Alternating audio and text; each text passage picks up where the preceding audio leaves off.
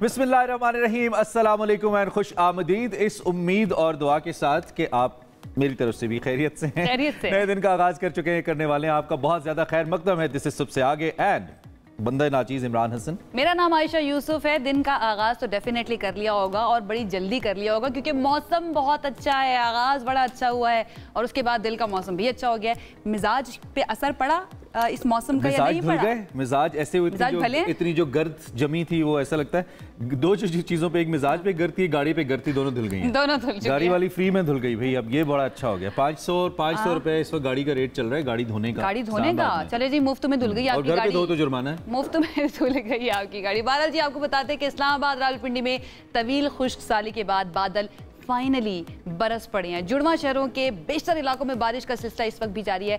कहीं कहीं यालाबारी भी हुई है। मौसम सर्द हो गया है। शहर का हुस्न जो है वो मजीद निखर कर सामने आ गया और गर्द की जो अब बात कर रहे थे वो काफी हद तक जो है ना हमें नजर आ रही है कम हो चुकी है। मुझे लगा कोई 5-6 शेर तो अब याद करके आई होंगी आज मौसम को लेकर। अच्छा नहीं, अभी कोई गाना, कोई आज तो दिन था आयशा, आज दिन था। सुबह से हमारे जब से ऑफ कैमरा ना म्यूजिक चल रहा है, जबरदस्त हो रहा है और ये अच्छा है। आप भी एंजॉय करें। Very good day, beautiful day, अल्हम्दुलिल्लाह। हमारे साथ सबा है इस्लामाबाद से। कितने दिन से हमें क्या कहना चाहिए, इस मंजर को तरस को हम कह भी रहे थे। वो मंजर कहाँ गए सबा, जब आप हमें बीपर देती थी और पीछे बारिश हो रही होती थी। आज हो रही है और सबा लाइव हमारे साथ है। आयशा, सबा हमारे साथ मौजूद है। सबा, सबसे पहले तो बता दें आप कहाँ पर खड़ी हुई हैं। नज़ारे तो बड़े खूबसूरत हैं। इस्लामाबाद में कहीं भी देख ले खूबसूरत नज़ारे होते हैं। कैसा मंजर है और किस तरह से एंजॉय कर रहे हैं इस्लामाबाद वाले? बिल्कुल, इस वक्त मैं 7th एवेन्यू के पास ही खड़ी हूँ और यहाँ पर जो मंज़र है वो पूरे इस्लामाबाद से ज़्यादा जो है प्यारा लगता है क्योंकि मुझे तो ऐसा लग रहा है जैसे आँखों के सामने जो धुंधलाहट थी वो भी साफ़ हो चुकी है। मार्गला की जो पहाड़ियाँ हैं वो बादलों से ढकी हुई हैं और आपने बिल्कुल सही कहा कि इस मौसम के साथ दिल का मौसम जी खुशगवार हो गया है और बहुत ज़्यादा जो है इस बारिश ने चेहरे पर मुस्कुराहटें बिखेर दी हैं। मौसम सुहाना हो चुका है और इस वक्त भी हल्की हल्की बूंदाबांदी जो है पड़ रही है। महकमा मौसमियात ने यह खुशखबरी सुना दी है कि आज तो सारा दिन जुड़वा शहरों में बारिश बरसेगी, लेकिन अगले चंद रोज तक इसी तरह बारिशों का सिलसिला जारी रहेगा और मौसम इंतहाई खुशगवार हो गया है। तो सबा, इस्लामाबाद रावलपिंडी में कौन सी ऐसी जगह है जहाँ पे आज हम उम्मीद करें कि लोग जाएंगे या जा सकते हैं? कोई मशवरा ही दे दें आप लगे हाथों टेलीविजन पे लोगों को। सबसे पहले तो मैं ये बताऊंगी कि मरी में भी स्नोफॉल हुई है। सुबह को 6:30 बजे बहुत ज़्यादा हैवी स्नोफॉल हुई है। उसके साथ साथ यहाँ पर बारिश जो शुरू हुई है तो यहाँ पर भी ज़ालाबारी शुरू हो गई है। लोगों ने भाई दामने कोह का रुख कर दिया है, पहाड़ों का रुख कर दिया है, कोई ट्रेल्स पर जा रहे हैं और इस वक्त सुबह का टाइम है तो स्पेशली लोग घरों से बाहर निकल पड़े हैं। जा रहे हैं एंजॉय करने या आज भी काम ही करेंगे पूरा दिन? कहाँ जाएंगी? नई असाइनमेंट पे जाएंगी। रिपोर्टर्स का क्या मौसम यार, रिपोर्टर्स की अच्छी बात मुझे लगती है कि बार एंजॉय कर सकते। जरा दिखाएं तो सही क्या है बैकग्राउंड में और आपके सामने नजरों के सामने। कैमरामैन से कहीं नजरा हमें नजारा तो करवाएं। जी कैमरामैन हारून नसीर को मैं कहती हूँ कि अगर थोड़ा सा इस तरफ आपको दिखाएं तो मार्गला की जो पहाड़ियाँ हैं इस वक्त भी काले बादलों से ढकी हुई हैं और आहिस्ता आपसे बात करते हुए तेज़ बारिश जो है वो शुरू हो गई है। आप देख सकते हैं कि सामने जो हमें बादल नज़र आ रहे हैं वो इस वक्त तेज़ होकर बरसना शुरू हो गए। मौसम इंतहाई खुशगवार हो गया। अच्छा, बारिश के साथ इस वक्त हमें ठंडी हवा जो है वो भी यहाँ पर लग रही है। को भी पता है कि वो टीवी पे ज़्यादा खुशगवार हो गया। बड़ा एस्थेटिक्स जो है ना वो आपने सुबह हमारे शो के अंदर शेयर कर दिया। थैंक यू सो मच सबा।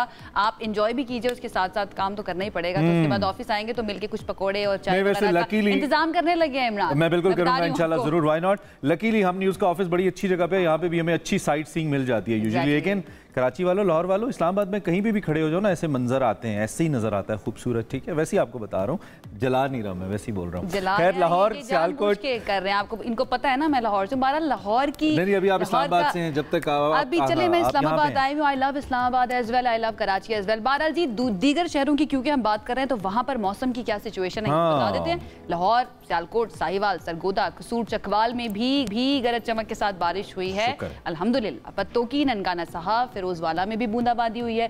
सिंध की बात कर लें तो वहाँ पर कश्मीर, मीरपुर, माथेलो और घोटकी में बारिश हुई है। पेशावर और करक समेत खैबर पख्तूनख्वा के मुख्तलिफ शहरों में बादल बरस चुके हैं। अल्हम्दुलिल्लाह, ज़बरदस्त मनाजिर है, कहीं ज़्यादा कहीं कम, लेकिन हुई तो है।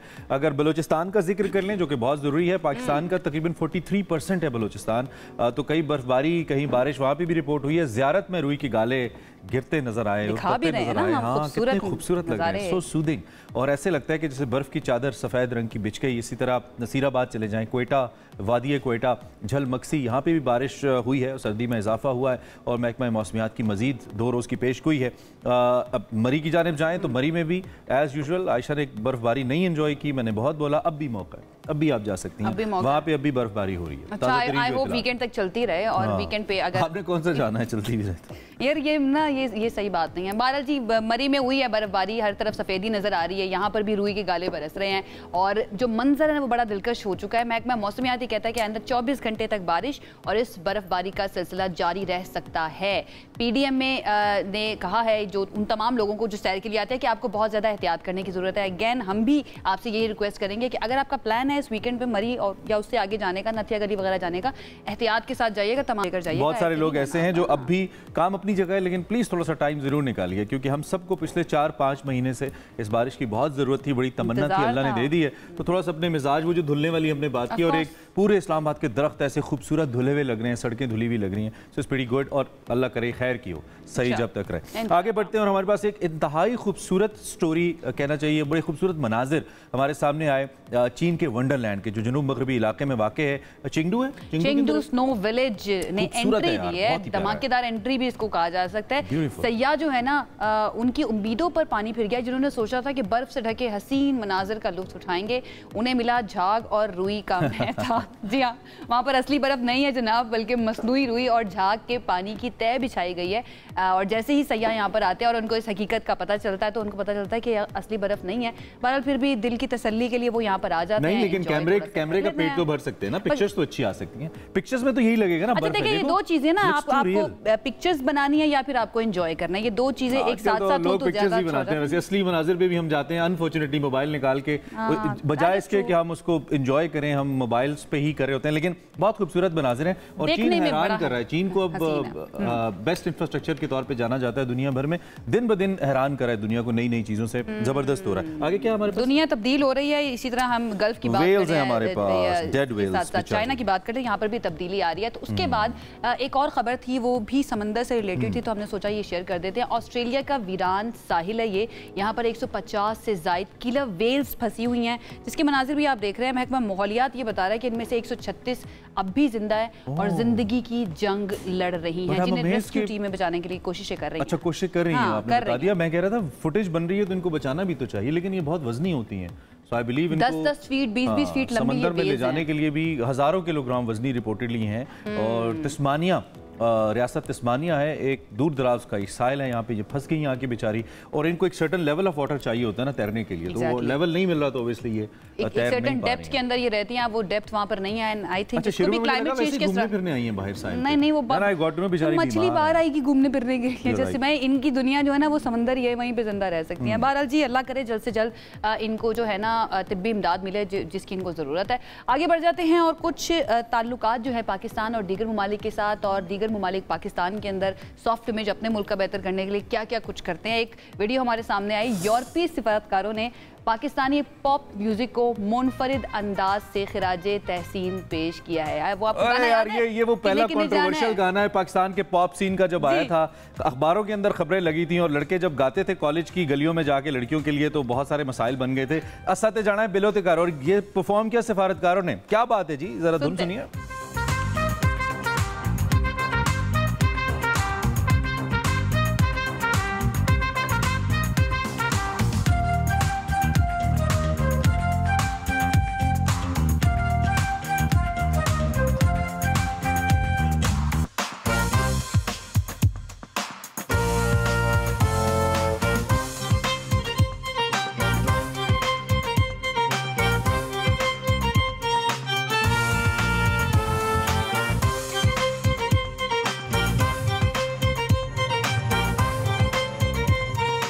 वाओ, फ्रॉम बिलो दे घर टू अखियां दे ओले ओले फ्यूजन का ये खूबसूरत गाना। और यू रिमेंबर द सॉन्ग जब बिलो की घर आया था कितना कंट्रोवर्शियल हुआ था। जी कंट्रोवर्शियल हो गया था। कॉपी हुआ ये गाना, बार-बार कॉपी हुआ। उन पे कई मुकदमे भी हो गए थे अबरारुल हक पे, आई रिमेंबर। बहरहाल उन्होंने उसके बाद कहा कि भाई ये तो मैंने एक एमी नाम यूज कर लिया था, जिन का नाम बिलो है ना वो बहुत ज्यादा दिल पर। और इसी में अबरारुल हक साहब फरमाते हैं कि जेड़ा डंगिया इस नगन दा ओ ना मंगे पानी ते पंगड़ा पा मुंडे। नहीं इतनी सख्त पंजाबी नहीं मुझे समझ आती होती है। हाँ नहीं, अगली लाइन पे गौर है कि ओ ना मंगे पानी ते पंगड़ा पा मुंडे। अच्छा ओके चलें जी। बहरहाल हम क्योंकि फनकारों का जिक्र कर रहे हैं तो एक और हमारे सामने कपल आए हैं, उनके बारे में हम बात कर लेते हैं। अदाकारा कुबरा खान और गौहर रशीद की बात कर लेते हैं, जिन्होंने बहुत ही क्यूरियोसिटी के बाद फाइनली अब शादी कर ली है, मक्का मुकरमा में निकाह किया। देखते हैं। ब्यूटीफुल।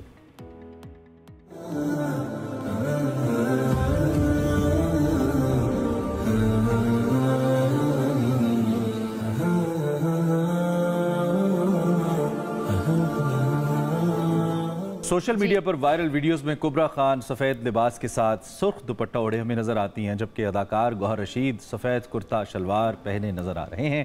कुबरा खान ने यह वीडियो शेयर करते हुए लिखा कि बेशक अल्लाह सबसे बेहतरीन मनसूबा साज है। मद्दाहों और साथी फनकारों ने भी यहाँ पे न सिर्फ मौके पे पहुंचकर बल्कि सोशल मीडिया पे भी उनको विश किया। निकाह की तस्वीर में एहराम में बहुत सारे फनकार दिखाए, बहुत सारे फनकारों को अपने साथ लेके गए। खाना काबा के खिलाफ को छूते हुए अपने निकाह का उन्होंने ऐलान किया। बहुत बहुत मुबारकबाद हो कुबरा खान को और गौहर रशीद को। और बहुत ज्यादा लोग जो मेरा बहुत कुबरा ने हमें इंटरव्यू देते हुए कहा था कि नहीं अभी ऐसी कोई खबर नहीं है। मेरे तो मैं तो ये गिला लाइव भी करूंगा और यहाँ पे भी करूंगा, लेकिन हमारी किसी दिन बुलाते हैं ना तो बिठा के सामने जरूर हमारी बेस्ट विशेस बहरहाल दोनों के साथ है। दोनों बहुत अच्छे आर्टिस्ट हैं हमारे और बहुत अच्छे से आपने चीज़ को प्लान किया। मेरे में इतनी सादगी इतनी मतानत चाहिए निकाह जैसी सेरेमनी के लिए, और अल्लाह ने अगर आपको तौफीक दी है तो अगर मक्का में हो जाए या मदीना में हो जाए तो इससे खूबसूरत क्या हो सकता है। All the best for your life ahead. हमारी बहुत सारी बेस्ट विशेस हैं। एक और हमारी लेजेंड है, उनकी जिंदगी का भी आज बहुत खास दिन है, उनके लिए भी हमारी बहुत सारी बेस्ट विशेस हैं और वो है नन अदर देन यार दी कड़ोली पर दी आबिदा परवीन साहिबा। आबिदा परवीन साहिबा को बहुत बहुत सालगिरह मुबारक। जुदागाना अंदाज की वजह से आबिदा परवीन साहिबा जो हैं दुनिया भर में पहचानी जाती है, ना सिर्फ पाकिस्तान इंडिया में बहुत ज़्यादा फेमस है, इसके अलावा दीगर जो ममालिक है वहाँ से भी उनको बड़े बड़े अवार्ड्स मिले हुए हैं। बड़े सिविलियन एजाज़ निशान इम्तियाज़ से उनको नवाजा जा चुका है, जबकि 23 मार्च 2021 को पाकिस्तान के सबसे बड़े सिविलियन एजाज़ हिलाल इम्तियाज़ से भी उनको नवाजा गया था। आबिदा परवीन को आज उनके बड़े दिन के ऊपर खिराज तहसीन पेश करते हैं। तेरे बस में कुछ भी नहीं है खुद नु है समझावा। आबिदा परवीन गुज़श्ता 4 दिहाइयों से यानी तकरीबन 40 साल से सूफियाना मौसीकी के साथ जुड़ी हुई हैं और उस वजह से पूरी दुनिया में उनको जाना जाता है। इसके साथ साथ दुनिया के 562 अफराद में इनका नाम आता है। माशाल्लाह पाकिस्तान की बहुत ज़्यादा इन्होंने खिदमत की है। इसके साथ साथ हम विमेन लीडर अवार्ड भी इनको नवाजा गया था, वो भी देखते हैं। Gentlemen, she chose to challenge all barriers through her voice. Please give a warm welcome to Abida Parveen ji.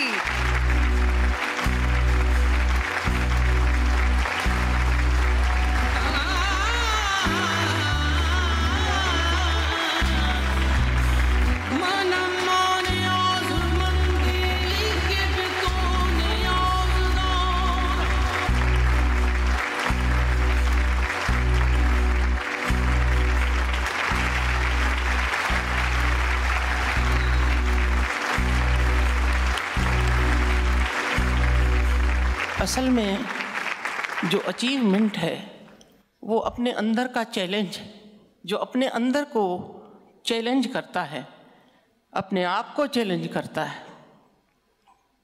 वो एक स्पार्क है आगे बढ़ने के लिए, एक रोशनी है। जैसे आप सुल्ताना सिद्दीकी साहिबा, उन्होंने अचीवमेंट। एक फनकार वही होता है जो कि मोहब्बत का प्याम्बर होता है, उसकी शख्सियत अक्कास होती है कि वो मोहब्बतें बांटने वाला नज़र आए। आबिदा परवीन जी हमारे लिए इतना बड़ा असासा हैं। पाकिस्तान के 8 मरतब प्राइड ऑफ परफॉर्मेंस, पाकिस्तान का सबसे बड़ा अवार्ड हलाल इम्तियाज़ उनको दिया जा चुका है और ये वो फ़नकारा हैं जिनके लिए अवार्ड्स छोटे हैं, फ़नकार बहुत बड़ी हैं।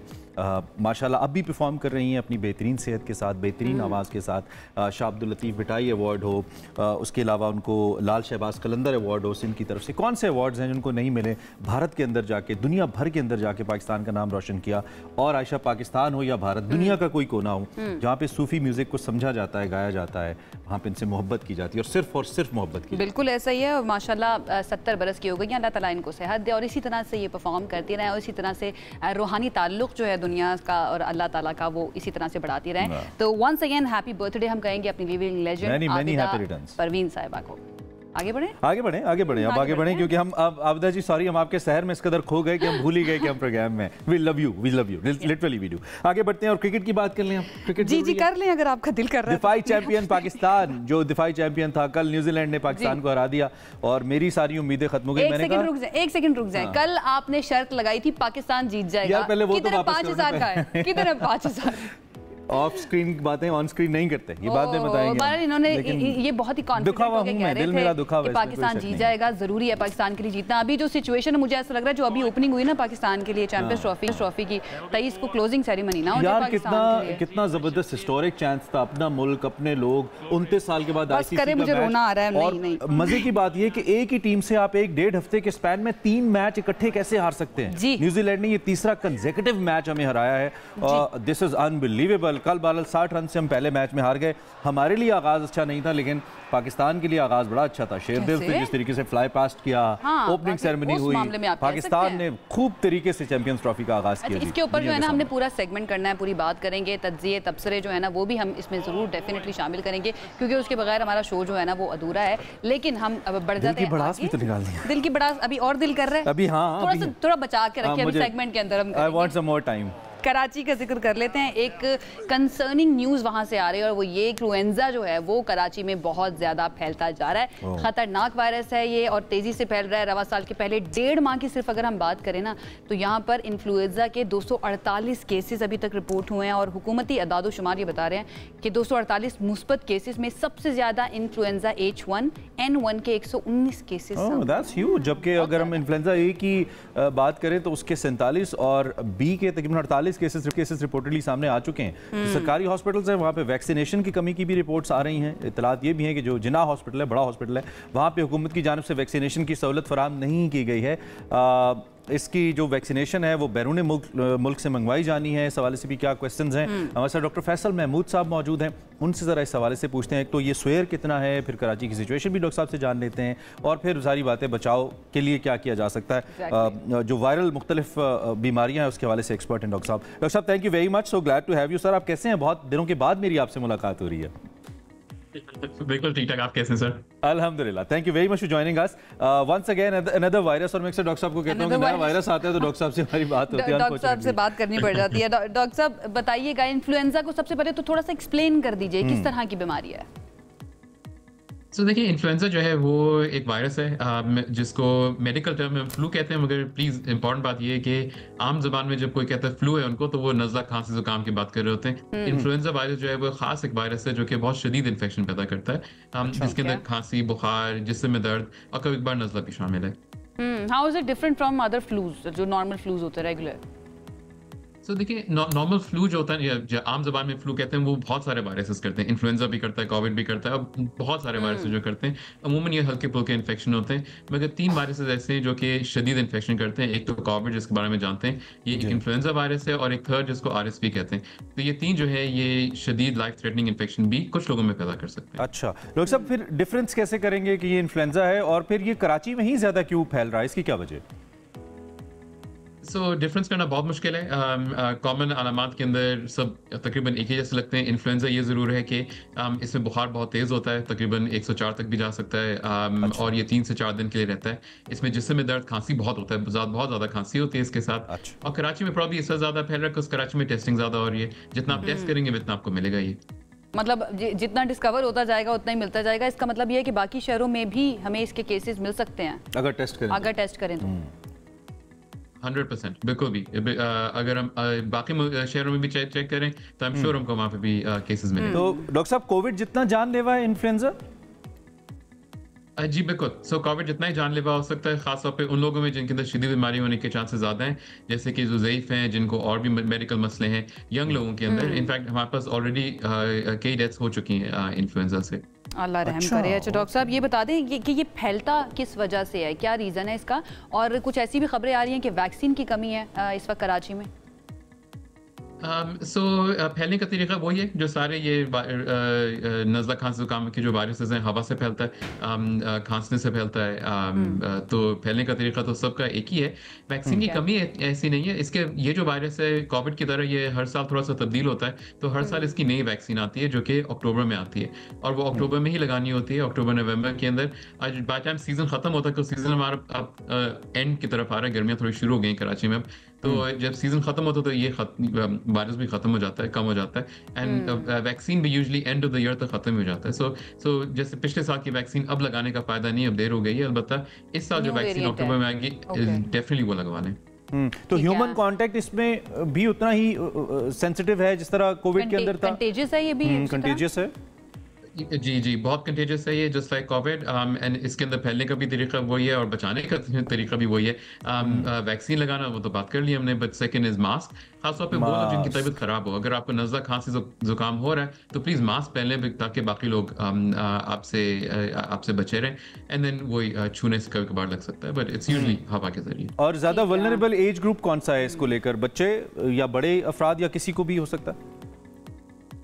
होने को तो किसी को भी हो सकता है। एंड जब जो लेस वनरेबल होते हैं जैसे कि जो जवान लोग होते हैं उनके अंदर बीमारी होती शदीद है, मगर यूजुअली जानलेवा नहीं होती। अमूमन इन्फ्लुएंजा वो वाला वायरस है जो कि कोविड की तरह एक दफ़ा हो जाए तो फिर आप बिस्तर पे लेट जाते हैं, इतनी तबीयत खराब होती है। अलबत्ता जिनकी उम्र ज़्यादा है, 60 से ज़्यादा जिनकी उम्र है, जिनको दूसरे तीसरे मेडिकल मसले खासतौर पे कंट्रोल में ना हो, जैसे शुगर जो कंट्रोल में नहीं हो, diabetes control, blood pressure control में नहीं हो, उनके अंदर ये जानलेवा हो सकता है। ठीक है। अच्छा डॉक्टर साहब, इसका कोर्स कितना होता है? लाइक अगर एक दफ़ा हो गया तो कितने वक्त तक रहता है ये? सो यूजुअली लोगों को ठीक होने में तकरीबन हफ्ता लगता है और ठीक होने के बाद भी थकावट काफ़ी अर्से तक रह सकती है। अच्छी बात यह है इसके लिए हमारे पास एंटीवायरल भी हैं, इसको मारने के लिए भी हमारे पास दवाइयाँ हैं। अलबत्ता इंपॉर्टेंट बात यह है कि दवाई जो है वो बीमारी के पहले 1-2 दिन में ही शुरू कर देनी चाहिए, वरना अच्छा काम नहीं करती। अच्छा डॉक्टर साहब, कोविड तो ये था कि वो उसका जो इम्पैक्ट था वो सिर्फ आपके लंग्स के ऊपर नहीं था, वो आपके डाइजेस्टिव सिस्टम को भी डिस्टर्ब कर रहा था, बहुत सारे और भी उसके साथ जुड़ी हुई थी चीज़ें। तो इन्फ्लुएंजा का भी यही है इसी तरह से? तो इन्फ्लुएंजा के अंदर ज़्यादातर जो लंग में ही होता है, मगर कभी कभार हम कॉम्प्लिकेशन ज़रूर देखते हैं इसके साथ। डायरिया कॉमन है इसके साथ, मगर कभी कभार दिल पे असर हो सकता है, पट्ठों पे असर हो सकता है, मगर ये रह रहे हैं, ये इतने कॉमन नहीं होते। हर साल 1 का पेशेंट हम इस तरह से देखते हैं, तो एक कभी बहुत रेयरली असर कर सकते हैं। ठीक है, एक तासुर उसका यूजुअली हम कहते थे 14 दिन के लिए क्वारंटीन कर लें, खुद को अलग कर लें। इसके लिए भी क्या ये 14 दिन का टाइम स्पैन चाहिए हमें, इनकेस किसी को हो जाए कि वो आगे फैलाए ना? कितना अर्सा आपको डिस्कनेक्ट रहना है बाकी लोगों से? हाँ, सो कोविड का भी 14 दिन खत्म हो गया था, फिर रिमेंबर टुवर्ड्स द एंड हम ये कहते हैं कि अगर आपकी 24 आवर्स गुजर जाए बुखार उतरे हुए, तो फिर आप अपना आइसोलेशन खत्म कर सकते हैं। आइडियली हम ये कहते हैं कि लोगों से कम मिलें जो आपकी तबीयत खराब हो। यूजुअली तबीयत नहीं खराब होती, काम पे लोग जाते नहीं है, मगर अगर आप हल्का नज़ला, बिकॉज देखें ये माइल्ड हल्का भी हो सकता है, बहुत शदीद भी हो सकता है, तो हो सकता है किसी को हल्का नज़ला खांसी जुकाम है तो वो भी इन्फ्लुएंजा भी हो सकता है। तो उस केस में आप मास्क पहन के प्लीज लोगों से कांटेक्ट करें। डिफरेंशिएट करना मुश्किल है इसका रेगुलर फ्लो से, तो लोगों को फिर किस तरह से पता चलेगा कि उनको फौरी तौर पर जाना चाहिए डॉक्टर के पास और इन्फ्लुएंजा की दवा या वैक्सीन जो है लेनी चाहिए? ये आपका बहुत अच्छा सवाल है। एंड जनरली हम जो रेकमेंड करते हैं कि वो लोग जिनकी जो हाई रिस्क हो, अगेन जो जिनकी उम्र ज़्यादा, जिनके दूसरे तीसरे मेडिकल मसले हैं, सिर्फ उन्हीं का हम टेस्ट किया जाए, बिकॉज उन्हीं को हम दवाई देते हैं। अगर फर्स्ट करें कोई हेल्दी बंदे को इन्फ्लुएंजा हो भी जाए तो यूजुअली उनको दवाई देने की जरूरत नहीं पड़ती, बिकॉज बॉडी उसको खुद ही कंट्रोल कर लेता है। बिल्कुल। तो अगर आपकी तबीयत खराब है, बहुत शदीद तेज बुखार है, आपको बहुत ज़्यादा खांसी है, तो फिर डॉक्टर से रुजू करें और फिर वो फैसला कर लेंगे कि टेस्ट करने की जरूरत है भी कि नहीं है। राइट। डॉक्टर साहब, thank you very much for precious time. जब भी आपको मदू करते हैं और आपके साथ बहुत इंपॉर्टेंट मौक़ों के ऊपर इंटरेक्ट बड़ी हेल्प मिलती है आपकी जो इन्फॉर्मेशन आप हमें देते हैं। डॉक्टर साहब ने कहा एहतियात करें।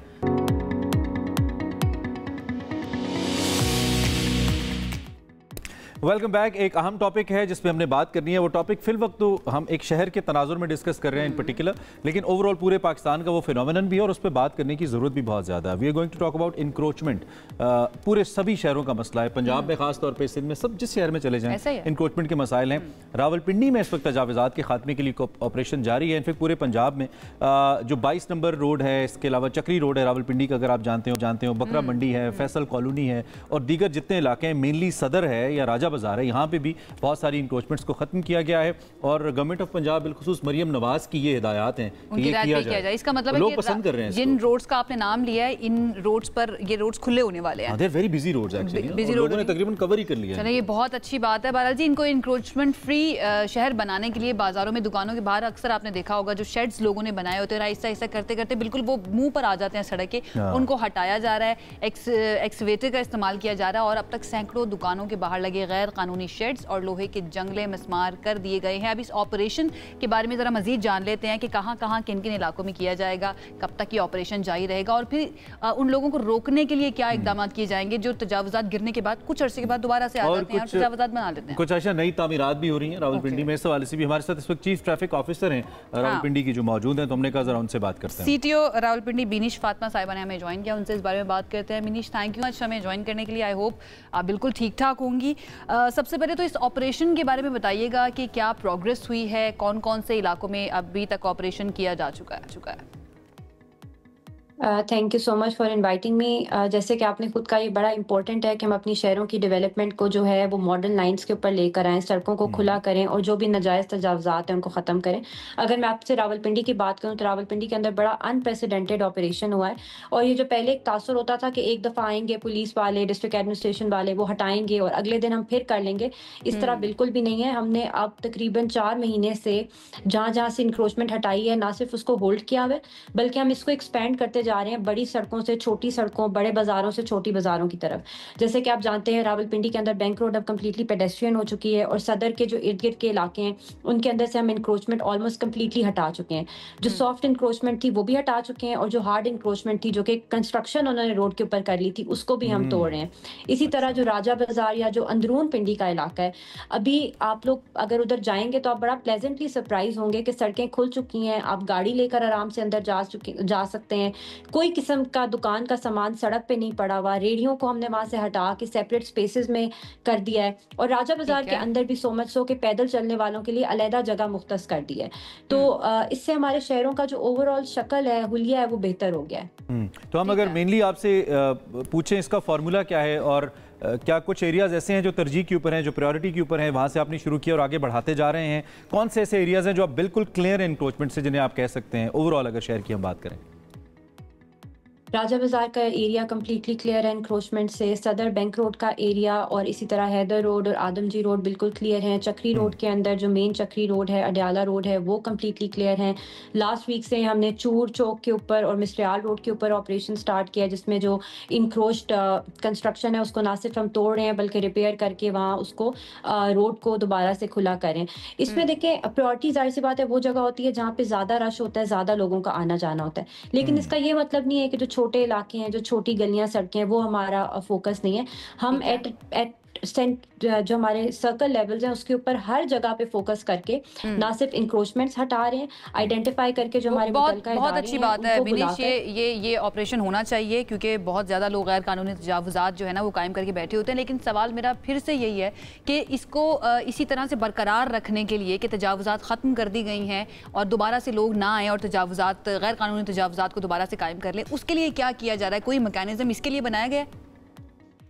इसकी बड़ी स्विफ्ट रिपोर्टिंग है और हम इसके ऊपर पर्चे दे रहे हैं। इसके ऊपर फुल FIR हो रही है, ना सिर्फ दुकानें सील हो रही हैं बल्कि हैवी फाइन्स इम्पोज कर रहे हैं उन लोगों के ऊपर जिनकी इंक्रोचमेंट एक दफ़ा रिमूव हुई है और उन्होंने दोबारा इंक्रोच कर लिया है। खाली ट्रैफिक पुलिस की तरफ से 1000 से ज़ायद पिछले 2 महीने में हम पर्चे उन लोगों पर दे चुके हैं जिन्होंने दोबारा इंक्रोच करने की कोशिश की है। तो जहाँ भी हम दोबारा चेक करते हैं, अगर हमें इंक्रोच हुआ लगता है हम उसके ऊपर बड़ी स्ट्रिक्ट, बहुत अच्छा है और ये डेफिनेटली होना चाहिए, मैकेनिज्म होना चाहिए, क्योंकि बाज़ औक़ात ये भी होता है ना कि जब ऊपर से प्रेशर नहीं होता, नीचे के जो वर्कर्स होते हैं, दो कि आपकी डोमेन नहीं है पुलिस की, लेकिन वो पैसे वैसे लेके फिर लगाने दे देते हैं और इस तरह ये सिलसिला फैलता रहता है। अच्छा, हमें पता चला है कि इस्लामाबाद में जैसे नए इंटरचेंजेस बने हैं, सरीना में हमने देखा है, अभी रजब तैयब उर्दवान इंटरचेंज बना है इस्लामाबाद F8 में, पिंडी में भी कोई नई कंस्ट्रक्शन हो रही हैं, सुना है हमने मॉल रोड वगैरह के ऊपर, अगर हैं तो बताइए वो क्या, और क्या कोई ऑल्टरनेटिव ट्रैफिक का प्लान भी है सारी सूरत हाल को लेकर हमारे पास?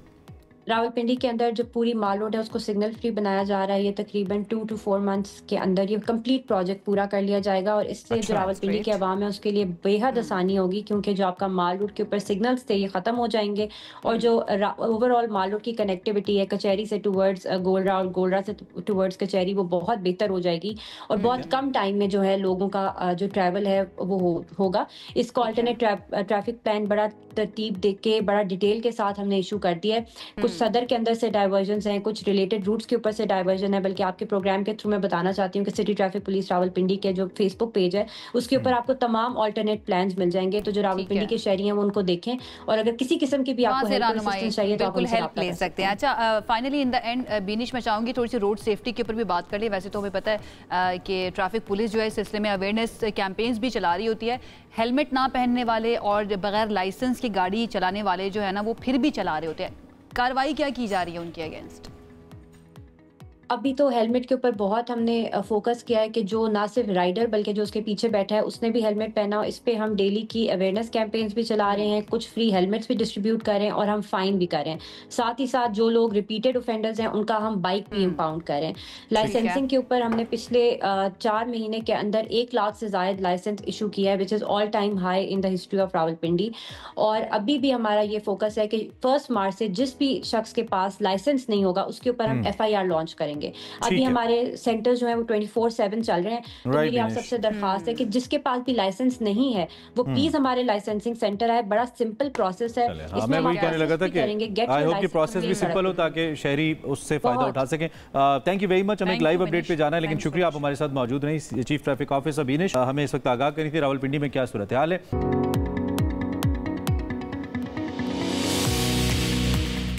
Welcome back once again. हम बात कर रहे हैं हेयर हेल्थ के बारे में और जो लोग डाई करवाना चाहते हैं लेकिन उनको डर भी लगता है कि डाई की वजह से उनके बाल बहुत ज़्यादा डैमेज हो जाएंगे, जो कि हो भी जाते हैं अगर आप अच्छे ब्रांड इस्तेमाल ना करें, सही तरीके से ना करें। तो इससे बचा कैसे जा सकता है? डॉक्टर समाविया हमारे साथ मौजूद हैं।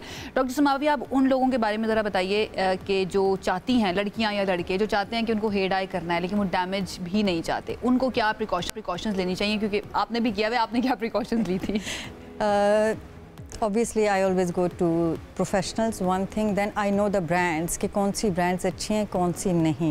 So they cannot dodge me या cheat, मुझे cheat नहीं कर सकते सैलून में. आप जाके पहले चेक करती हैं कि कौन से ब्रांड्स आप यूज़ कर रहे हैं? ये आपका राइट है, हर कस्टमर का राइट है कि उनको पता होना चाहिए कौन से और अपने सामने मिक्स करवाना चाहिए.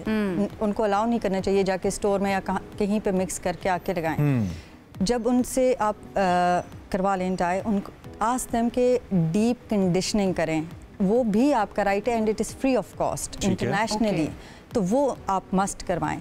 जब आप डाई करवाते हैं ऑब्वियसली पहले तो आप देखें कि आपके बाल किस तरह से हैं. अभी रिसेंटली जब मैं इंग्लैंड गई थी तो उन्होंने मेरे हेयर स्ट्रैंड टेस्ट किया था.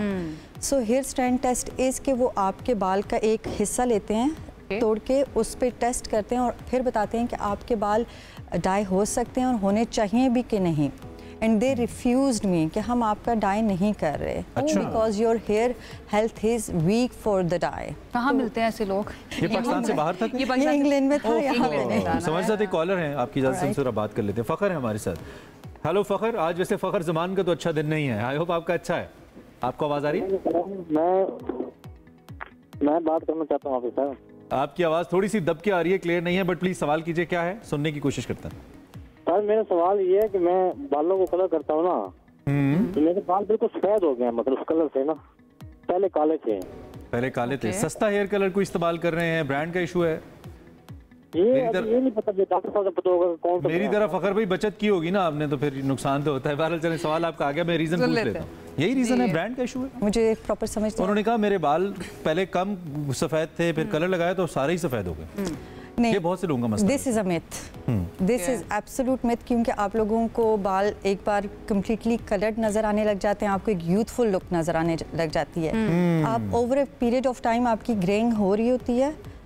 इसका कोई लेना देना नहीं है. लेकिन नंबर ऑफ ग्रे हेयर तो समाविया बढ़ता है. I experienced it my self. यानी कि आपको फील होता है कि अच्छा पहले कम ग्रे थे, 20% थे या 40% है या 35% है। अब मुझे नहीं पता कि इस पे कलर्स का असर है या वही आपकी वाली बात है कि विद द टाइम खुद से हो रहे हैं, लेकिन होता तो है। नहीं देखिए, आपको एक परफेक्ट लुक मिल जाती है विद हेयर के, आपके बाल एब्सोल्युटली लाइक कोई ग्रे हेयर नहीं होता। फिर आप लोगों को यूज टू नहीं होते इस चीज़ के ग्रे हेयर देखने के। आहिस्ता आहिस्ता आपको लगता है कि आपके सारे बाल ग्रे हो गए, ऐसा कोई नहीं है। साइकोलॉजिकल होता है। अच्छा, एक इम्पोर्टेंट क्वेश्चन है। अब जारी बात है we can not mention the brand names, और बहुत सारे लोग ब्रांड्स अच्छे अफोर्ड भी तो नहीं कर सकते। तो अब अगर बीइंग स्पेशलिस्ट आप थोड़ा लोगों को ये मशवरा दें कि जब भी कोई हेयर कलर खरीद रहे हैं, क्या चीज़ उस पर देख लें, कौन से ऐसे एलिमेंट्स हैं जो उसमें हों तो ले लें या ना हो तो ना लें, कुछ ऐसा मशवरा है आपके जहन में? देखिए, PPD के बगैर तो हेयर डाई हो ही नहीं सकता, या उसके बगैर तो ना, आजकल मेहंदियों में भी यूज़ करते हैं, ठीक है, तो वो तो होना चाहिए। कोशिश करें अमोनिया फ्री हो, और अमोनिया फ्री का ये कि at least you will not have like secondary side effects, जिस तरह कॉन्ट्रैक्ट ये डर्माटाइटिस ये चीज़ें होती हैं, तो वो थोड़ा देखिए ammonia free. Then again ammonia free is expensive, जो है मेडिकेटेड आजकल आ रहे हैं hair dyes, and they are very good, very good. उनका ये है कि लेस साइड इफेक्ट है, ये मैं नहीं कह रही कि साइड इफेक्ट नहीं है, लेकिन as compare to over the counter जो है उनसे कम साइड इफेक्ट। ठीक है, तो उससे कम साइड इफेक्ट्स होते हैं। आपने मेहंदी का भी जिक्र किया कि अमोनिया होता है मेहंदी के अंदर, जो आजकल PPD होता है। अच्छा, बहुत सारे ऐसी भी मैंने इंसिडेंट्स देखे हैं जिसमें जल भी जाता है आपका। काली मेहंदी आजकल बड़ी फेमस हुई हुई है और हर शादी में लग रही होती है, तो उधर आप कौन सी चीज़ देखें, किस तरह से पता चलेगा कि ये वाली मेहंदी ठीक है और ये वाली मेहंदी नहीं ठीक है? देखिए Ayesha, if we compare the past, जो हमारी हिस्ट्री है उसमें कभी किसी फीमेल को इस तरह के शादी से पहले, ईद से पहले इंसिडेंट नहीं हुए।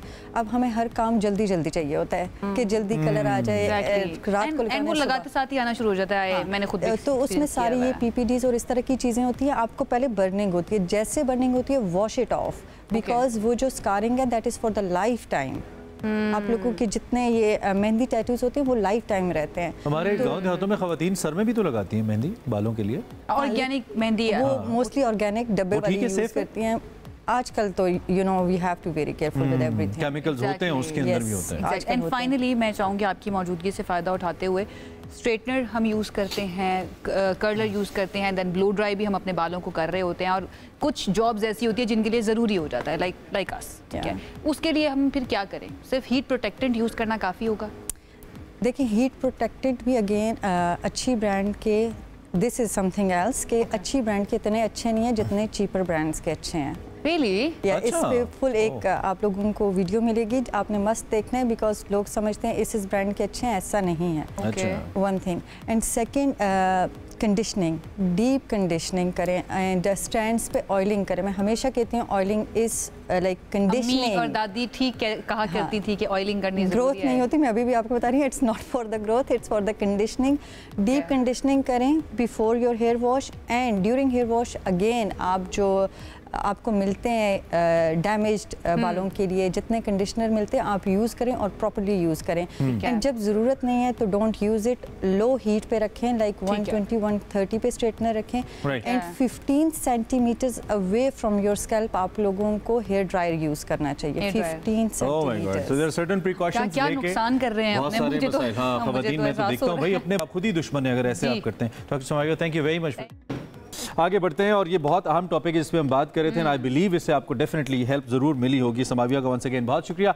आगे बढ़ते हुए अब जो टॉपिक है वो और भी बहुत इंपॉर्टेंट है, आई मीन उसमें जो खास तौर पे हमारे मुख्तलिफ सारिफीन है ना, इंटरनेट के सारिफीन है, उनके हवाले से एक बड़ी खतरनाक और इंपॉर्टेंट डेवलपमेंट है। इंपॉर्टेंट डेवलपमेंट आई है, और ये इसलिए भी ज़रूरी है कि ये अच्छी तरह से सुन ले कि कैसे आपने अपने आप को महफूज करना है, अदरवाइज आपको हेल्प की ज़रूरत पड़ सकती है किसी डिजिटल एक्सपर्ट से। अच्छा जी, सार्फिन जो है उनको एक नई खतरनाक स्कीम से खबरदार रहने की ज़रूरत है जो जदीद तरीके से इस्तेमाल की जा रही है। ईमेल्स जो है ना वो की जाती हैं AI का इस्तेमाल करते हुए, स्कैम है ये, और लोगों से ना उनकी जो पर्सनल डेटा है ना वो मांगा जाता है, और उसके साथ साथ बहुत सारी एजेंसीज का नाम लेकर जो है ना लोगों का डाटा मांगा जाता है, जिससे लोगों को लगता है कि वाकई में उनसे कोई पुलिस वाला या फिर दीगर जो इदारे हैं वो उनसे डाटा मांग रहे हैं, वो दे देते हैं, एंड देन वो लुट-पुट जाते हैं। ये इस वक्त सिचुएशन ये है, और ये बहुत से लोगों के साथ हुआ है। हमारे साथ इस वक्त कंवल चीमा मौजूद हैं, आप इनको जानते हैं, डिजिटल पॉइंट ऑफ व्यू से एक्सपर्ट है, मामलात को समझती हैं। हमने कहा जरा कंवल की हेल्प लेते हैं ताकि आपको और मदद मिल जाए। कंवल, आपके टाइम का बहुत शुक्रिया, and thank you for your patience as well. आप वेट करी थी। हमें क्विकली बताइए, ये जो मुख्तलिफ टाइप ऑफ स्कैम्स हैं आपके इल्म में क्या आया है, इनसे कैसे बचे, क्या ज़रूरी है आजकल के दौर में? थैंक यू, आपने मुझे इनवाइट किया अपने शो में। सबसे पहले तो ये कि जो आपको कोई भी कॉल करे, चाहे वो पुलिस कह रहा हो कि मैं पुलिस से हूँ, या मैं कोरियर कंपनी से हूँ, या मैं लैंड रिकॉर्ड कंपनी से हूँ, या मैं आपके बैंक से बात कर रहा हूँ, कभी भी किसी को अपनी जो PII जिसे कहते हैं, पर्सनली आइडेंटिफाइबल इंफॉर्मेशन, जिसमें आपका शनाख्ती कार्ड, आपका डेट ऑफ बर्थ, आपकी माँ का नाम, आपके कोई भी अगर आपके फ़ोन पे कोई पिन आ रहा है, किसी भी किस्म का कोई कोड आया है, वो आप कभी भी ना दें। ठीक है, मुझे इस तरह की कॉल्स आ चुकी हैं। एक दफ़ा एक कॉल आई कि जी मैं PTA से बात कर रहा हूँ और आपका फ़ोन अभी 10 मिनट में बंद हो जाएगा और ब्लॉक हो जाएगी आपकी सिम, अगर आप हमें वो कोड नहीं देंगी जो आया हुआ है। और उसने इस तरह से बात नहीं की, उसने बहुत ही सनसनी मचा के और उसने बहुत स्टोरी बना के तो बात की, क्योंकि मुझे तो खैर पता था कि ये किस तरह से होता है। अगर मैं उसे वो कोड दे देती तो मेरा WhatsApp मेरे फ़ोन से बंद हो जाता और उनके पास खुल जाता, और फिर वो कमल चीमा बन के किसी को भी मैसेज कर सकते थे और कोई भी चीज़ ले सकते थे। मैं क्योंकि सोशल फिलैंथ्रोपिक चैरिटी के बिजनेस में हूँ, तो वो ये हो सकता है कि किसी से कहते हैं कि जी चैरिटी चाहिए, ये स्कैम कर सकते थे। तो बिल्कुल ऐसे। अच्छा, ये जो ईमेल स्कैम आया है कमल, अच्छा इस तरह के स्कैम्स हमें पता है हर कुछ अरसे के बाद आते रहते हैं, और कहीं ना कहीं हम सब जो है ना वो इनके शिकंजे में एक आध मरतबा आ चुके हैं, और थोड़ा बहुत नुकसान कराने के बाद हमें समझ आती है कि नहीं भाई ये ठीक नहीं है। ईमेल स्कैम से आपको कैसे बचना है, किस तरह से आपको अप्रोच करते हैं, थोड़ा सा जरा गाइड कीजिएगा। देखिए, ईमेल में क्या करते हैं कि वो या तो कोई अटैचमेंट भेजेंगे आपको जिसमें कोई मैलिशियस कोड होगा जो कि आपके जो कंप्यूटर है या फोन है उसको इन्फेक्ट कर सकता है, उसे कहते हैं मैलवेयर या स्पाईवेयर कोई हो सकता है। या फिर वो स्पूफिंग अटैक होता है। स्पूफिंग अटैक क्या होता है कि वो प्रिटेंड कर सकते हैं कि वो कोई और है। फॉर एग्जांपल, आपको लगता है कि आपके बैंक से ईमेल आई है, मगर वो एक्चुअली आपके बैंक से नहीं होती, मगर उसमें आप ही के बैंक का लोगो होता है, नाम भी आपके बैंक का होता है, और उसमें एक लिंक होगा। अगर आप उसे क्लिक करेंगे आपको आपके बैंक जैसा ही पेज खुलेगा, और आप उसमें अपना यूजर नेम पासवर्ड डालेंगे तो आपका यूजर नेम और पासवर्ड उन तक चला जाएगा।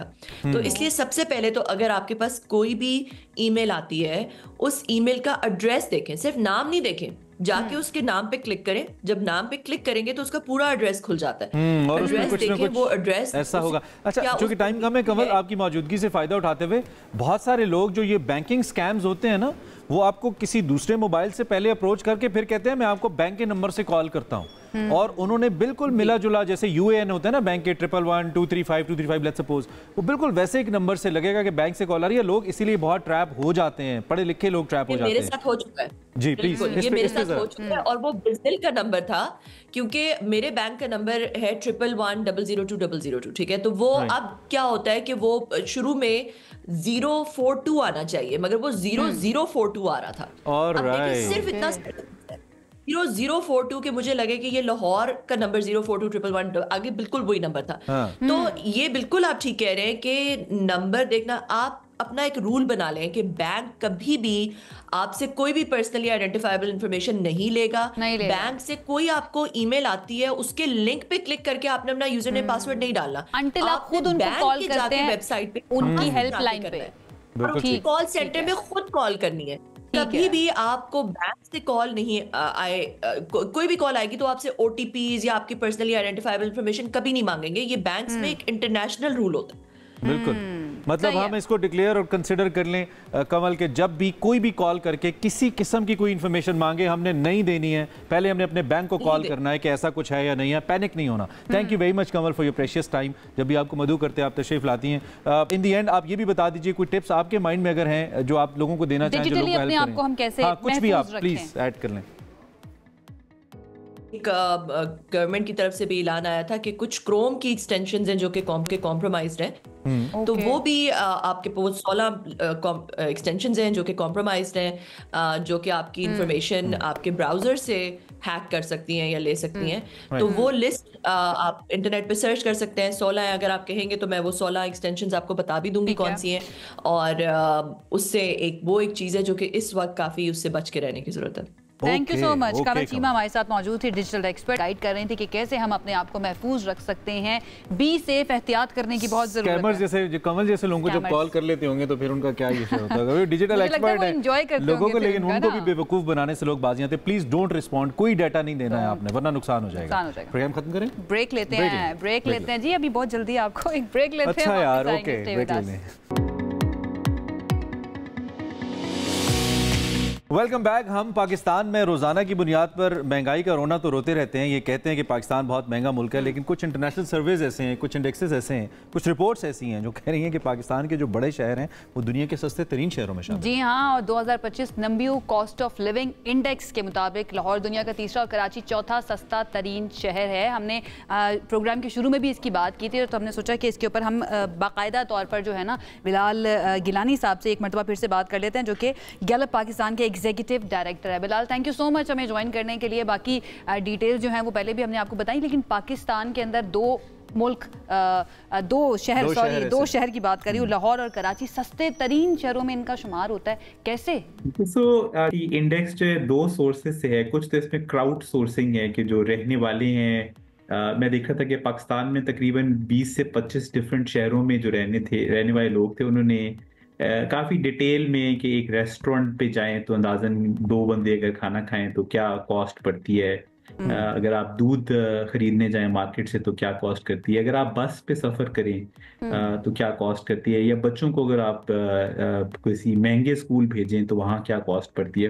तो आई थिंक डेटा काफ़ी एक्यूरेट है। मैं इस्लामाबाद का डेटा देख रहा था, तो इसमें जैसे अगर आप कह रहे हैं कि 2 लोग अगर महंगे रेस्टोरेंट 3 कोर्स मील खाने जाएं तो 5,000 रुपये कॉस्ट आ सकती है, जो कि एक रियलिस्टिक बात लगती है। या एक फैमिली ऑफ 4 पीपल, उनका कहना है कि अगर इस्लामाबाद में रहें तो तकरीबन 3.5 लाख रुपए उनके पास मौजूद होने चाहिए अगर वो कंफर्टेबल लिविंग करते हैं।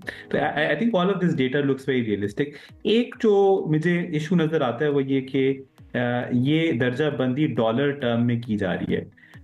तो आप और मैं तो डॉलर टर्म्स में नहीं कमाते, तो इसलिए ये जो लोग उस मुल्क में रहते हैं उन पे इसका इतलाक कम होता है। मगर ये कि जब कोई फॉरेनर पाकिस्तान आए कि जिसके पास डॉलर में अर्निंग है, तो हम अगर उस फॉरेनर के पर्सपेक्टिव से देखें तो Pakistan one of the cheapest है। सो एक ये खुशाइन बात है। आई थिंक इससे टूरिस्ट अगर हम इसको एक्चुअली यूज करें तो ये टूरिज्म को अट्रैक्ट करने के लिए क्या बिलाल वाकई जो इंटरनेशनली जो टूरिस्ट हैं, बैकपैकर्स हैं, वो फॉलो करते हैं ऐसे इंडेक्सेस को, ऐसी रिसर्चेस को, और उसके बाद do they plan the visits? आपका क्या एक्सपीरियंस है इसको लेकर? जी बिल्कुल। सो आई थिंक कुछ हमने टूरिज्म पे रिसर्च भी की है, तो उसमें जब उनके पास ऑप्शंस होती हैं कि अगर उन्होंने ये तहैया किया है कि किसी साउथ एशियन मुल्क में जाना है, तो एक फैक्टर सर्टेनली ये होता है कि कितने पैसों में, कितने बजट में एक वो टूर कंप्लीट किया जा सकता है। But at the same time I think it is only one of the factors. Tourism के हवाले से देखें या इन्वेस्टमेंट के हवाले से, तो लॉ एंड ऑर्डर और बाकी और पॉलिसीज और लोगों का हॉस्पिटेबल होना।